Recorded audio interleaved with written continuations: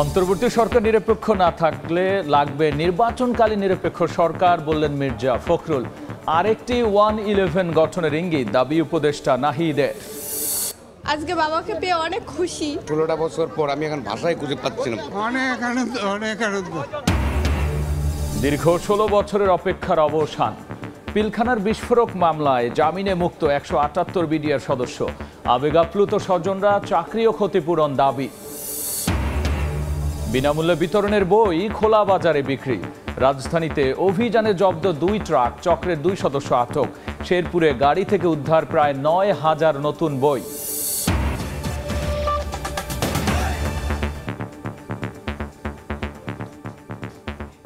জনপদের সময় সঙ্গে আছি আমি গোলাম রাব্বি। দ্রুত ভোট না হলে মাথা চাড়া দেবে অপশক্তি, এমন শঙ্কা জানিয়ে বিএনপির মহাসচিব মির্জা ফখরুল ইসলাম আলমগীর বলেছেন, অন্তর্বর্তী সরকার নিরপেক্ষ না হলে প্রয়োজন হবে নির্বাচনকালীন নিরপেক্ষ সরকার। সকালে জাতীয় প্রেস ক্লাবে আলোচনা সভায় তিনি আরও বলেছেন, জনগণের আশা পূরণে কোনো ইঙ্গিত এই সরকারের কাছ থেকে পাওয়া যাচ্ছে না। এদিকে আলাদা অনুষ্ঠানে দলটির নেতারা জানিয়েছেন, জনগণের ভোটাধিকার প্রতিষ্ঠায় গ্রহণযোগ্য নির্বাচনের বিকল্প নেই। নির্বাচন না সংস্কার, রাজনৈতিক অঙ্গনে এই নিয়ে চলছে কথার লড়াই। এই তর্কে নতুন করে যোগ হয়েছে অন্তর্বর্তী সরকার একপক্ষ না নিরপেক্ষ। তারা কি আদৌ জনগণের প্রত্যাশা পূরণে কার্যকর পদক্ষেপ নিয়েছেন, সেই প্রশ্নও এখন রাজনৈতিক মহলে। সে আলোচনায় বিএনপি মহাসচিব মির্জা ফখরুল ইসলাম আলমগীর দাবি করেন, কিছু ক্ষেত্রে নিরপেক্ষ থাকছে না অন্তর্বর্তী সরকার, তাই নির্বাচনকালীন নিরপেক্ষ সরকারের প্রয়োজন হতে পারে। 69-এর গণঅভ্যুত্থানের নায়ক শহীদ আসাদের 56তম মৃত্যুবার্ষিকী উপলক্ষে জাতীয় প্রেস ক্লাবে আয়োজিত আলোচনা সভায় একথা বলেন বিএনপি মহাসচিব। অন্তর্বর্তীকালীন সরকার যদি নিরপেক্ষ না থাকে, তাহলে একটা নিরপেক্ষ সরকার দরকার হবে নির্বাচনের সময়। আমি কথাটা বলছি, কারণ আছে। কারণ আমরা দেখি যে বেশ কিছু বিষয়ে অন্তর্বর্তীকালীন সরকার নিরপেক্ষতা পালন করতে পারছেন না। নির্বাচন দেরি হলে অপশক্তি মাথাচাড়া দিতে পারে, এমন দাবি করে মির্জা ফখরুল আশা প্রকাশ করেন, ডক্টর ইউনূসের সরকার জনগণের ইচ্ছার প্রতিফলন ঘটাবে। এই ন্যূনতম যে সংস্কার হচ্ছে নির্বাচন কেন্দ্রিক, সেই সংস্কারগুলো করেই আমাদেরকে দ্রুত নির্বাচনের পথে যাওয়া উচিত এবং নির্বাচনের মধ্য দিয়ে যে সরকার বেরিয়ে আসবে। একই স্থানে আলাদা এক আলোচনা সভায় বিএনপির স্থায়ী কমিটির সদস্য সেলিমা রহমান বলেন, জনগণের ভোটাধিকার প্রতিষ্ঠায় অন্তর্বর্তী সরকারকে দ্রুত নির্বাচন দিতে হবে। অতি সত্বর নির্বাচন চাই, তার কারণ সংস্কার একদিনে হয় না। এর আগে প্রেস ক্লাবের বাইরে অবস্থান কর্মসূচিতে অংশ নিয়ে দলটির চেয়ারপারসনের উপদেষ্টা জয়নুল আবদিন ফারুক বলেন, গণতান্ত্রিক সরকার প্রতিষ্ঠায় একটি গ্রহণযোগ্য নির্বাচনের বিকল্প নেই। কামরুজ্জামান মামুন, সময় সংবাদ, ঢাকা। এদিকে বিএনপি মহাসচিবের নিরপেক্ষ সরকারের দাবি আরেকটি 1-11 সরকার গঠনের ইঙ্গিত বলে দাবি করেছেন তথ্য উপদেষ্টা নাহিদ ইসলাম।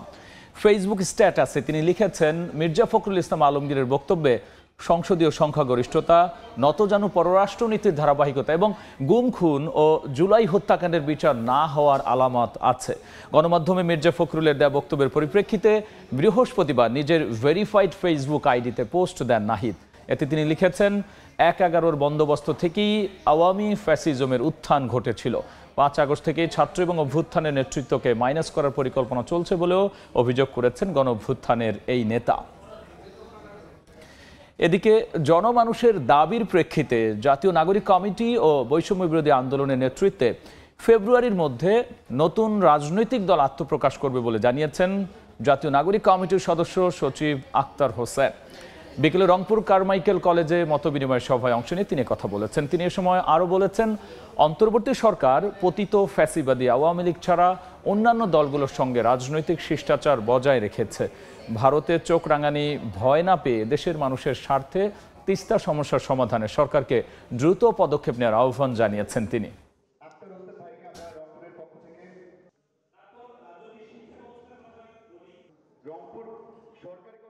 সারা বাংলাদেশে 200-র উপরে থানা কমিটি আমরা এখন পর্যন্ত গঠন করতে সক্ষম হয়েছি।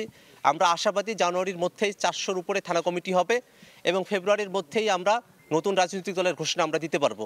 জনমানুষের দাবির প্রেক্ষিতে এবং যে রাজনৈতিক শূন্যতার জায়গা তৈরি হয়েছে বাংলাদেশে, তার জায়গা থেকে নতুন শক্তি যে দরকার, এটা মানুষের নিজেদের চাওয়া। তিস্তা সমস্যার সমাধানে যে কার্যক্রমগুলো নেওয়ার কথা ছিল, সেগুলোতে বাদ সেজেছিল ভারত। সে ভারতের ব্যাপারে বাংলাদেশের মানুষ এখন একাট্টা হয়েছে, নিজেদের অধিকার তারা ফিরে পেতে চায়, ভারতের কাছে তারা বন্দী থাকতে চায় না। সরকার ভারতের চোখ রাঙ্গালিতে নয়, বরং বাংলাদেশের মানুষের স্বার্থের কথা বিবেচনা করে তিস্তা সমস্যার সমাধানে যা করা প্রয়োজন তা করবে। সুইজারল্যান্ডের দাভোসে এক অনুষ্ঠানে কথা বলছেন প্রধান উপদেষ্টা অধ্যাপক মোহাম্মদ ইউনূস। আমরা সরাসরি যাচ্ছি সেখানে। I got involved with. Not that I was in any way planning or any way kind of ready for such thing, but circumstances led it that way. There's a student demonstration going on in Bangladesh in July this year. Basically, issue was a very simple issue. They are looking for job opportunities, equal opportunities for jobs, no kind of reservations for some category of people and others. That was the theme for their demonstration. But it's escalated into a situation where it's a confrontation between the government and the students became very sharp, and government started shooting at the young people. That changed the whole thing. And students took it as a challenge that they want to stand up against. They offered themselves in front of the guns, took bullets, and they will not still leave the demonstration, will not leave the street. That's when it became unstoppable. Young people leaving home in the morning, going to the demonstration, started saying goodbye to each other, that we may not come back. That's the kind of situation that emerged. They are going to the battlefield. Both of them may not come back, one of them may not come back, and each one instructing what they should do to each other, family. And when the shooting goes on, students don't leave the street. Simply, who were shot, they fall, and the rest come forward. And it went on for several days. And then they declared that this government must go. We cannot deal with this government anymore, tolerate this government anymore. It's kind of a tidal wave of people and students coming from all directions to this Dhaka city. While these demonstrations were going on, another interesting thing happening. You have walls around the streets as you go around. Sudden spark came, the students start painting things on the walls. The whole Dhaka city filled with all the street arts all over the city, expressing their desire, their expressions and their ambitions and their dreams. Most interesting part of the whole thing, there was no planning. Nobody was planning anything. It's spontaneous of extreme form. There's no leadership. Usually when you have a student movement or any movement, there's a leader, there's a sub-leader, they have instruction. There are no instructions. সুইজারল্যান্ডের দাভোসে world economic ফোরামের এক অনুষ্ঠানে কথা বলছিলেন প্রধান উপদেষ্টা অধ্যাপক doctor Mohammad Yunus. আমরা সরাসরি ছিলাম তার বক্তব্যে। আদালতের আদেশে পিলখানা ট্র্যাজেডির বিস্ফোরক মামলায় জামিন চাওয়া 400 জনের মধ্যে জামিনে মুক্ত হলেন 178 জন। 16 বছরের গুমোট কান্না থেকে তাদের কিছুটা পরিত্রাণ হলেও বেশিরভাগই এখনো কারাবন্দী। মুক্ত বাতাসে ফিরে তাদের দাবি সুষ্ঠু তদন্তের মাধ্যমে দায় মুক্তি দিতে হবে নির্দোষদের, একই সাথে দোষীদের আনতে হবে বিচারের আওতায়। দেখব আমান নবীর রিপোর্ট। বিডিআর হত্যাকাণ্ডে নিউ মার্কেট থানার বিস্ফোরক মামলায় প্রাথমিকভাবে অভিযুক্ত করা হয় 824 জনকে। তদন্ত শেষে 26 জন বাড়িয়ে মোট 850 জনকে অভিযুক্ত করে তদন্ত প্রতিবেদন দাখিল করে পুলিশ, আর বর্তমান আসামি 834 জন। এ মামলার সাক্ষী 1344 জন, যার মধ্যে 273 জনের সাক্ষ্য গ্রহণ করতেই অভিযুক্তদের জীবন থেকে চলে গেছে 16টি বছর। 16-17 বছর জেল কাটতে কি বা আছে, জীবন তো শেষ। শেখ হাসিনা সরকার পতনের পর সাক্ষ্য গ্রহণ ও জামিন শুনানির 4টি তারিখ বিলম্বিত হলেও গত 19 জানুয়ারি ঢাকার বিশেষ ট্রাইব্যুনাল 2-এর বিচারক ইব্রাহিম মিয়ার আদালতে সাক্ষ্য দেন সাবেক সেনা কর্মকর্তা ইউসুফ ইকবাল। পরবর্তীতে বিস্ফোরক মামলায় অভিযুক্তদের মধ্যে যাদের বিরুদ্ধে উচ্চ আদালতে আপিল নেই এবং যাদের সাজাভোগ এরই মধ্যে শেষ শেষ হয়েছে তাদেরকে জামিনে মুক্তি দেওয়ার আদেশ দেন আদালত। অনিশ্চয়তার প্রহর কাটিয়ে বৃহস্পতিবার বেলা বাড়ার সঙ্গে সঙ্গে একের পর এক মুক্ত হতে থাকেন বন্দি বিডিআর সদস্যরা। আমার চাকরি ওই ঘটনার সময় মাত্র 1 বছর, আমি কোনো কিছুর সাথে কোনো কিছু জানিও না। এ সময় তারা ধন্যবাদ জানান অন্তর্বর্তী সরকারকে, দাবি রাখেন সকল নিরপরাধ বন্দীদের মুক্তির। সরকারের কাছে দাবি আমাদের একটাই, যাদের চাকরি কম ছিল তাদের চাকরি রিটার্ন পায়, আমরা যাদের সার্ভিস শেষ হয়ে গেছে তারা যাতে পেনশনটা পাইতে পারে, আমরা যাতে হারানো সম্মানটা ফিরে পাই। সূক্ষ্মভাবে এটা তদন্ত করে যারা জড়িত অবশ্যই যেন তাদের বিচার হয়। 770 বন্দি বিডিআরের মধ্যে বিস্ফোরক মামলায় জামিন চেয়েছেন প্রায় 400 জন। শুধু জামিনে মুক্তি নয়, অন্তর্বর্তীকালীন সরকার এবং স্বাধীন তদন্ত কমিশনের কাছে সদ্য কারামুক্ত বিডিআর সদস্যদের দাবি সুষ্ঠু তদন্তের মাধ্যমে যেন দেওয়া হয় সম্পূর্ণ দায়মুক্তি, একই সাথে দোষীদের দৃষ্টান্তমূলক শাস্তি। কেরানীগঞ্জ কেন্দ্রীয় কারাগার থেকে আমান নবী, সময় সংবাদ। বিনামূল্য বিতরণের বই খোলা বাজারে বিক্রির চেষ্টা। শেরপুরে পুলিশের অভিযানে গাড়ি থেকে জব্দ করা হলো প্রায় 9,000 নতুন বই। গোপন সংবাদের ভিত্তিতে বুধবার রাতে সদর উপজেলার ধাতিয়াপাড়ায় অভিযান চালায় পুলিশ। এ সময় একটি ট্রাক থেকে চলতি বছরের 8ম, 9ম ও 10ম শ্রেণীর বাংলা, ইংরেজি ও গণিত বিষয়ের 9,000 নতুন বই জব্দ করা হয়। এ সময় ট্রাক চালকের কাছ থেকে বইগুলোর প্রেরক মাইদুল ইসলামের পরিচয় পায় পুলিশ। আজ দুপুরে মাইদুলকে জিজ্ঞাসাবাদ করা হয়। এ সময় বৈধ কাগজপত্র দেখাতে না পারায় তাকে গ্রেফতার করা হয়। বইগুলো ঢাকা নিয়ে যাওয়া হচ্ছিল, ডেস্টিনেশনটা আসলে একেবারে স্পেসিফিক না, ঢাকায় একজন ব্যক্তির কাছে নিয়ে যাওয়া হচ্ছিল। তদন্তের স্বার্থে আমরা নামটা প্রকাশ করছি না, যাতে আমরা ওই ব্যক্তিটাকেও আইনের আওতায় নিয়ে আসতে পারি। বইগুলো ছিল রৌমারী সিজিজামান পাইলট উচ্চ বিদ্যালয়ের কোনো একটা কক্ষে, সেখান থেকেই বইগুলো ট্রাকে লোড হয়ে আসছে। তীব্র শ্রেণীকক্ষ সংকটে খুলনা বিভাগের প্রাথমিক ও মাধ্যমিক বিদ্যালয়গুলো। অনেক বিদ্যালয়ে জরাজীর্ণ ভবনে ঝুঁকি নিয়েই চলছে পাঠদান, আর এ কারণে অনেক শিক্ষার্থী ঝরে পড়ছে বলে জানিয়েছেন সংশ্লিষ্টরা। তবে চলমান কাজে গতি বাড়ানোর আশ্বাস কর্তৃপক্ষের। নিয়ামুল হোসেন কোচির ছবিতে আব্দুল্লাহ মামুন রুবেলের রিপোর্ট। খুলনা নগরীর গোয়ালখালী মাধ্যমিক বিদ্যালয় 2 শতাধিক শিক্ষার্থীর জন্য একটি একতলা ভবনে 3টি কক্ষ, একটি শিক্ষকদের বসার জন্য, বাকি 2টিতে হয় ক্লাস। বাধ্য হয়ে পরিত্যক্ত একটি ক্লাব ভবনে ঝুঁকি নিয়ে চলছে শিক্ষার্থীদের পাঠদান।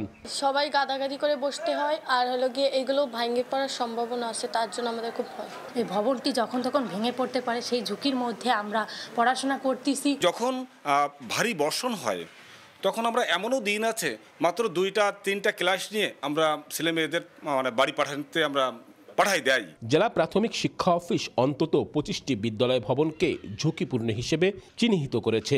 এলজিইডির তথ্য মতে বিভাগের 630টি প্রাথমিক স্কুলে নতুন ভবন নির্মাণের কাজ শুরু হয়েছে। মাধ্যমিক পর্যায়ে ভবন নির্মাণের কাজ চলছে 61টি বিদ্যালয়ে। তবে অনেক বিদ্যালয়ে নির্মাণ কাজে ধীরগতি, আবার কোথাও কাজ বন্ধ রয়েছে। এতে দেখা দিয়েছে তীব্র শ্রেণীকক্ষ সংকট, ঝরে পড়ছে অনেক শিক্ষার্থী।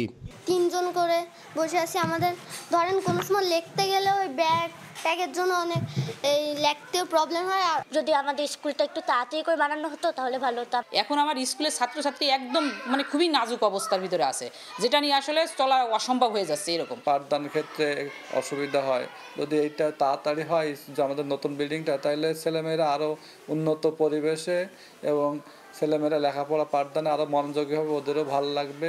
সংকট সমাধানে জরুরি ভিত্তিতে নতুন ভবন নির্মাণের উদ্যোগ ও চলমান কাজে গতি বাড়ানোর আশ্বাস শিক্ষা কর্মকর্তা ও এলজিইডির। পঞ্চম পরিকল্পনা, যেটা প্রাথমিক শিক্ষা উন্নয়ন কর্মসূচি 2025 জুলাই থেকে হবে, আশা করা যাচ্ছে আমরা ওই সময় অগ্রাধিকার ভিত্তিতে ওই স্কুলগুলোকে আমরা ভবন নির্মাণের পুরো কার্যক্রমে আগে নিয়ে তালিকাভুক্ত করে হয়তো করতে পারবো। এগুলো এই জুন মাসে সমস্ত প্রকল্পের কাজ শেষ হবে এবং সাথে সাথে আগামী অর্থ বছর থেকে আমাদের PDB 5 এর কাজ শুরু হবে। বিভাগে 5,556টি সরকারি প্রাথমিক বিদ্যালয় ও প্রায় 3,000 সরকারি বেসরকারি মাধ্যমিক বিদ্যালয় রয়েছে।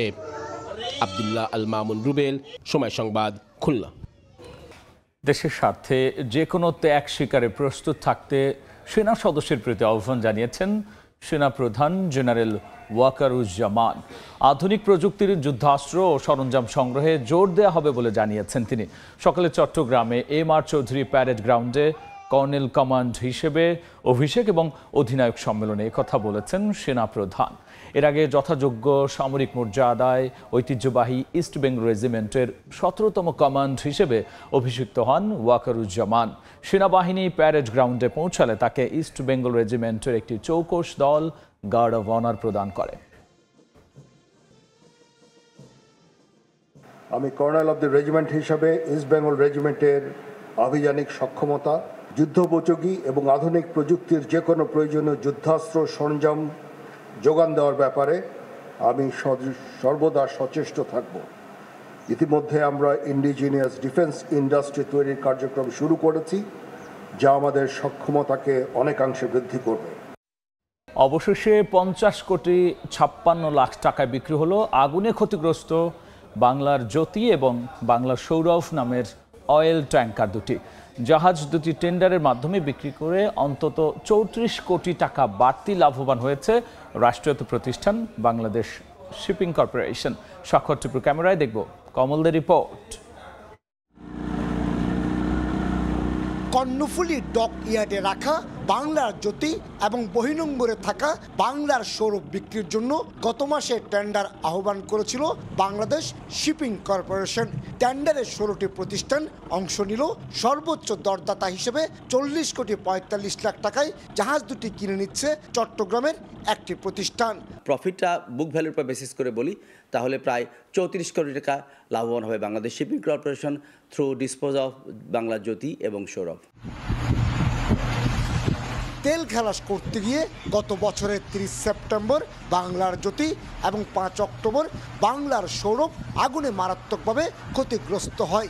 অনেকটা চলাচল অনুপযোগী হয়ে পড়ায় জাহাজের ভবিষ্যৎ নিয়ে অনিশ্চয়তা দেখা দেয়। ৪৫ থেকে ৫০ হাজার মেট্রিক টন হিসেবে প্রতিটি ৩,৭৮৭ মেট্রিক টন ওজনের জাহাজগুলোর বর্তমান স্ক্র্যাপ বাজার মূল্য ১৫ থেকে ১৬ কোটি টাকা।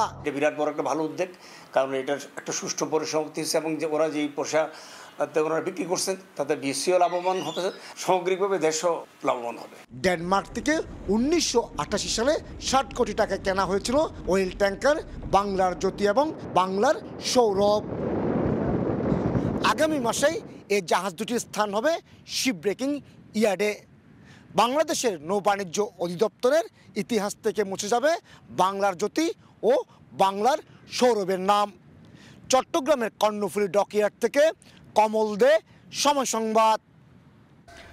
জনপদের সময় শীর্ষ সংবাদ জানিয়ে দিচ্ছি আরও একবার। অন্তর্বর্তী সরকার নিরপেক্ষ না থাকলে থাকবে নির্বাচনকালীন নিরপেক্ষ সরকার বললেন মির্জা ফখরুল। আরেকটি 111 গঠনের ইঙ্গিত দাবি উপদেষ্টা নাহিদের। আজকে বাবাকে পেয়ে অনেক খুশি। 16টা বছর পর আমি এখন ভাষায় খুঁজে পাচ্ছি না। অনেক আনন্দ, অনেক আনন্দ। দীর্ঘ 16 বছরের অপেক্ষার অবসান। পিলখানার বিস্ফোরক মামলায় জামিনে মুক্ত 178 বিডিআর সদস্য। আবেগাপ্লুত স্বজনরা চাকরি ও ক্ষতিপূরণ দাবি। এবং বিনামূল্যে বিতরণের বই খোলা বাজারে বিক্রি। রাজধানীতে অভিযানে জব্দ 2 ট্রাক। চক্রে 2 সদস্য আটক। শেরপুরে গাড়ি থেকে উদ্ধার প্রায় 9,000 নতুন বই।